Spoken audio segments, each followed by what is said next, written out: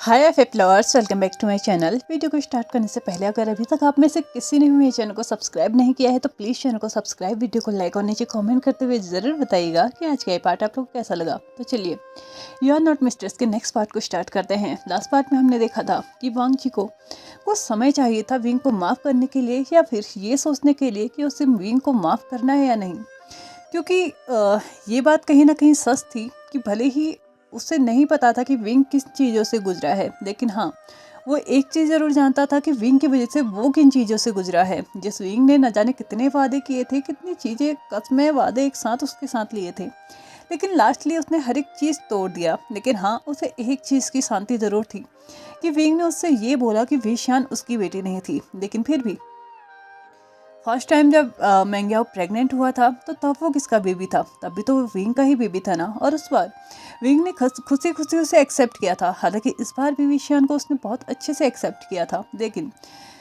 अभी भी लान वांग जी की माइंड में कुछ चीज़ें चल रही थी, या फिर हो सकता है कि चीज़ें कुछ ऐसी चल रही थी कि विंग उससे झूठ बोल रहा है।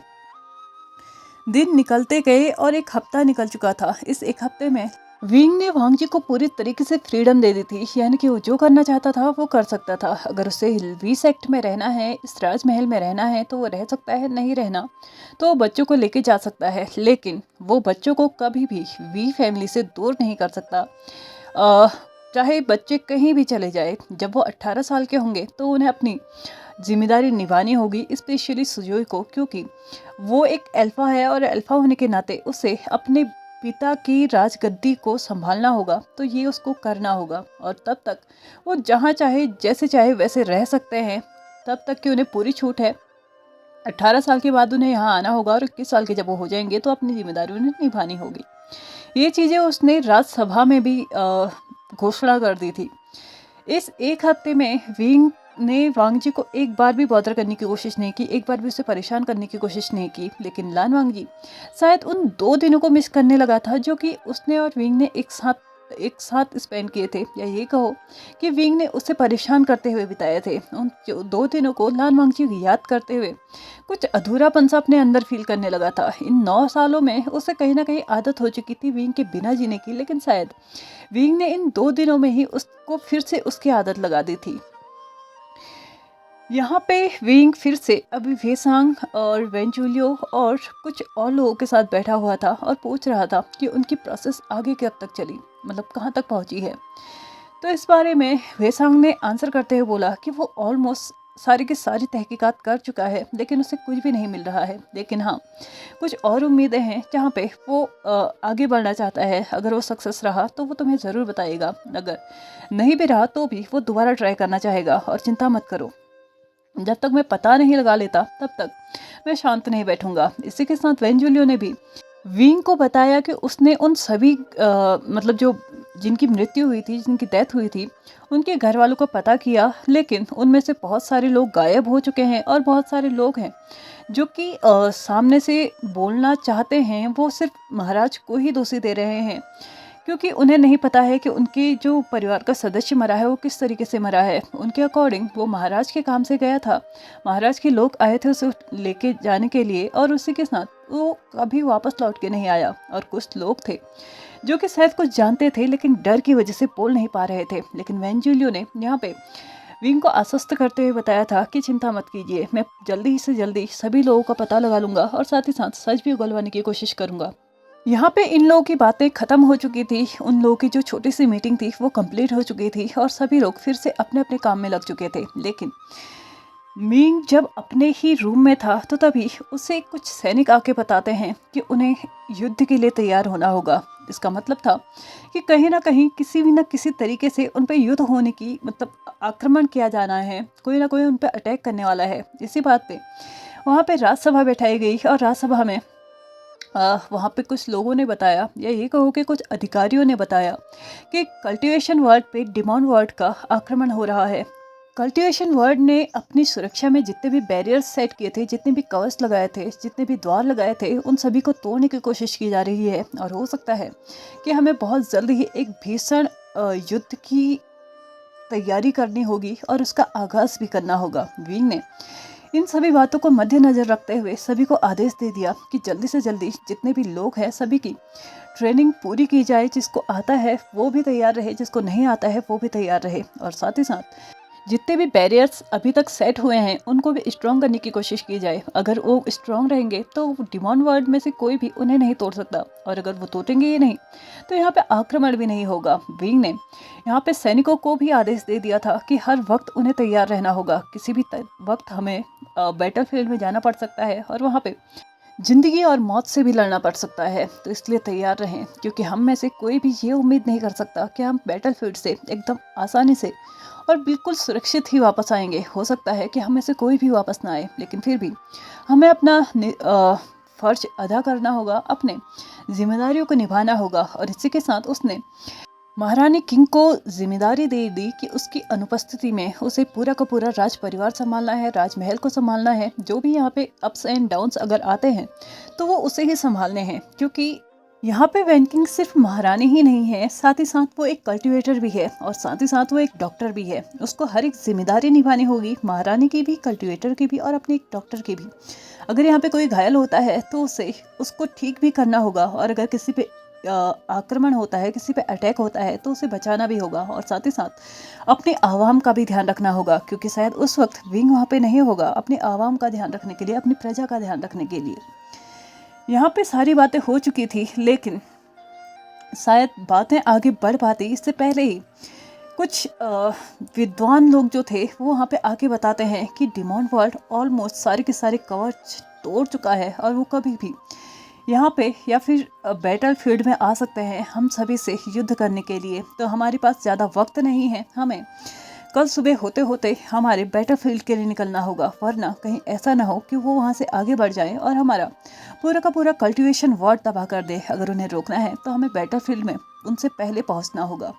रोज की ही तरह आज भी लान वांगजी इस सभा में उपस्थित नहीं था। हालांकि उसे बुलाया जरूर गया था, लेकिन जैसे कि विंग ने पहले ही बोल दिया था कि अगर लान वांगजी आना चाहे तो आ सकता है, नहीं आना चाहे तो वो नहीं आ सकता, उसकी मर्जी है, वो जो करना चाहे वो कर सकता है। इसलिए लान वांगजी आज भी इस सभा में उपस्थित नहीं था, जिसकी वजह से शायद उसे कुछ भी पता नहीं था कि यहाँ पे क्या चल रहा है। ऑलमोस्ट इवनिंग का टाइम हो चुका था और सभी लोग बहुत ज़्यादा तैयारियों के साथ, बहुत ज़्यादा ज़ोर शोर से तैयारियों में लगे हुए थे। कोई अपनी तलवार को धार दे रहा था तो कोई अपने तीर कमान संभाल रहा था, कोई कुछ विस्फोटक रख रहा था तो कोई अपनी आत्मिक ऊर्जा को बढ़ाने के लिए मेडिटेशन कर रहा था, ताकि बैटलफील्ड में वो किसी भी तरीके से हार ना पाए।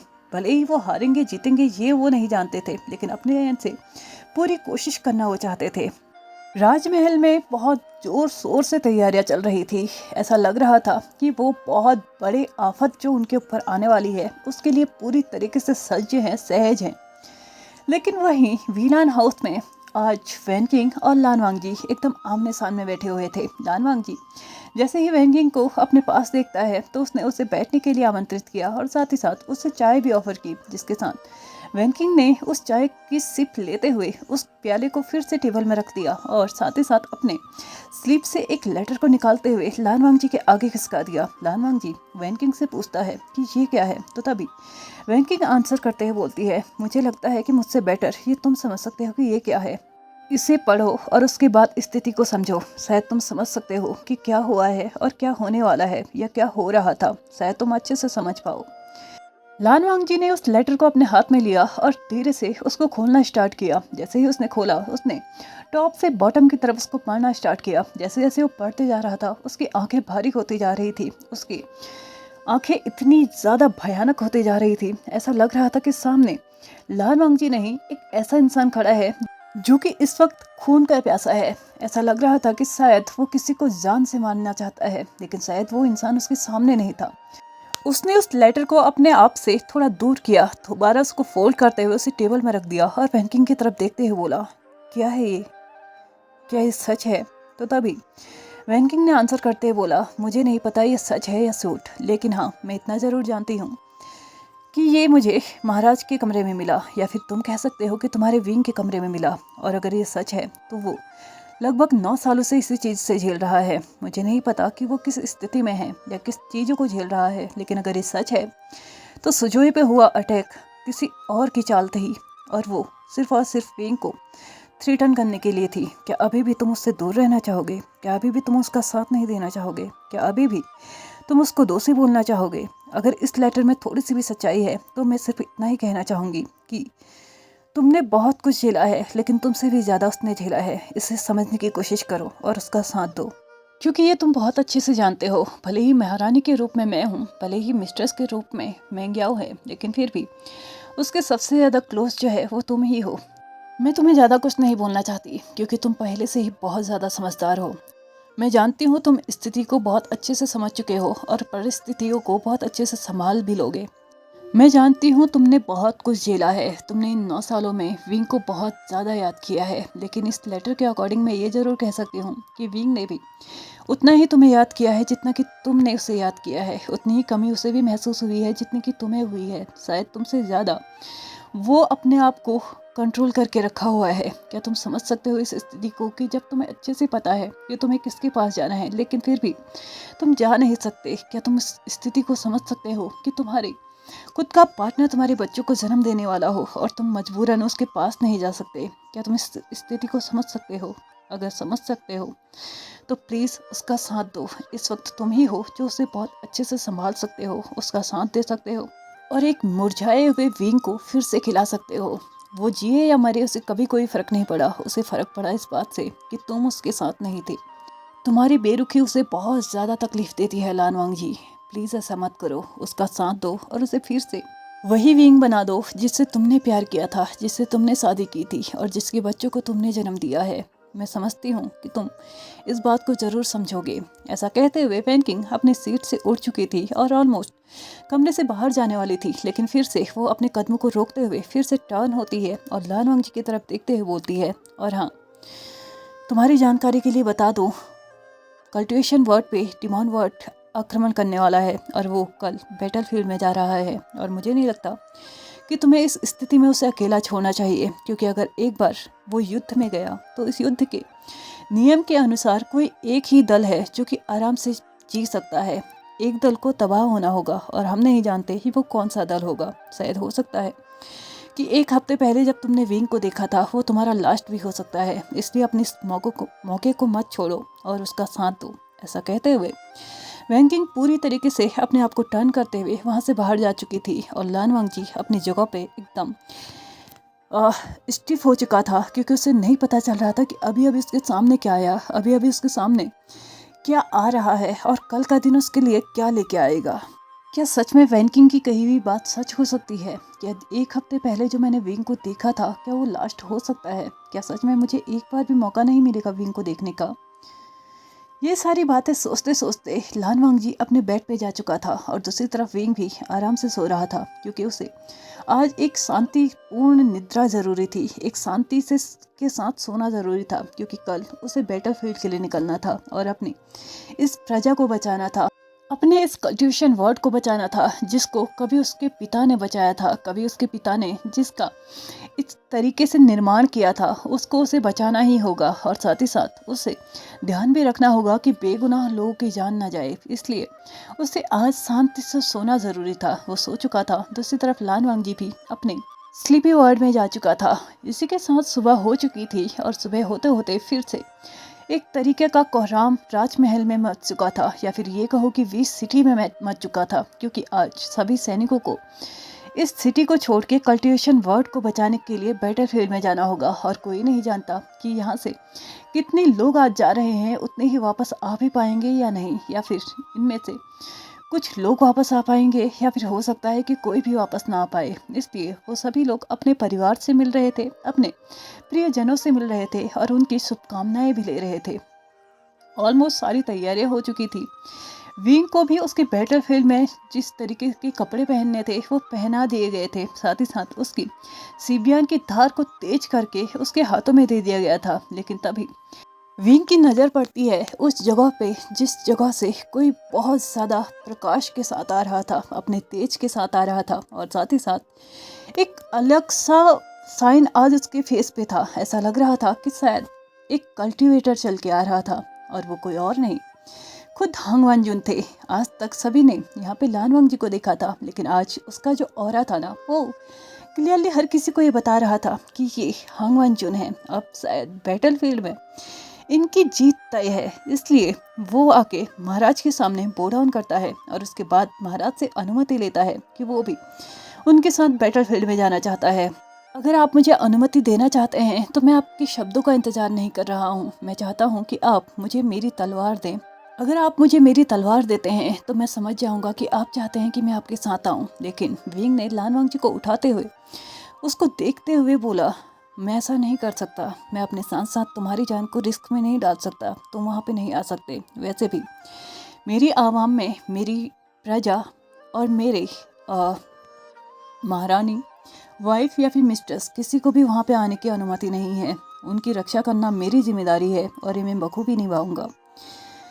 महाराज अच्छे से देख सकते थे कि लान वांगजी अपनी दासी के साथ उस तलवार को भी लेके आया था जो कि वो अपने साथ हमेशा रखा करता था। लेकिन आज वो चाहता था विंग खुद उसे वो तलवार दे उसके अनुमति के रूप में। लेकिन यहाँ पे विंग ने उसे रोक दिया है। लेकिन विंग ने शायद कुछ अलग किया था, जिसे देखने के बाद लान वांगजी थोड़ा सा सॉफ्ट फेस के साथ आ चुका था। विंग ने अपने कदमों को लान वांगजी की तरफ बढ़ाते हुए उसके फॉरहेड पे किस किया और उसके बाद बोला, अगर हमें दोबारा मिलने का मौका मिला तो मैं चाहता हूँ तुम मुझे माफ़ कर दो और मैं तुम्हें ज़रूर बताऊंगा कि इन 9 सालों में मैं तुम्हारे साथ क्यों नहीं रह पाया।